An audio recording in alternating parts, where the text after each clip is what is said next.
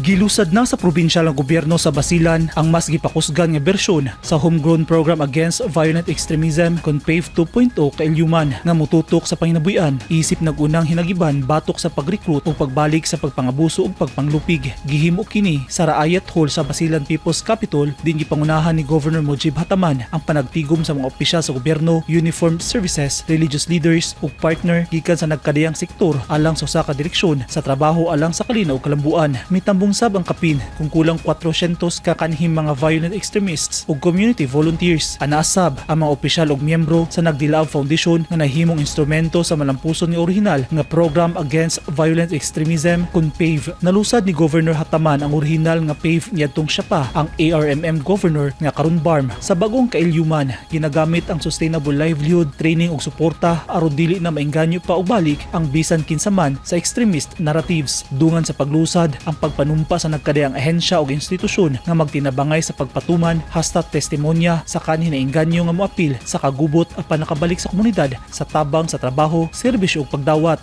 Human sa programa ni tunulog cash assistance ang provincial government aron dunay puhunan ang mga benepisyaryo sa sugdan nila nga legal nga panginabuhian. Sumala sa religious ug security leaders ang tinuod nga kalinaw base sa maayong panggobyerno, luwas nga lungsuranon ug igo nga panginabuhian alang sa pamilya. Diri mosulod ang panaghiusa sa PGB, AFP, PNP, MENRE ug civil society aron mas maplastar ang pag-roll out sa barangay level gikan sa pakiglambigit sa kabataan ug conflict prevention hangtod na sa regular monitoring. Target sa PAVE 2.0 Kaelluman nga makita moubos dili lang ang krimen sa pagpangabuso ug pagpanglupig apan motaas ang ihap sa pamilya nga dunay tarong ug kanunay nga panginabuhian. Eugene Hinutan, Newsline Philippines. Stay safe.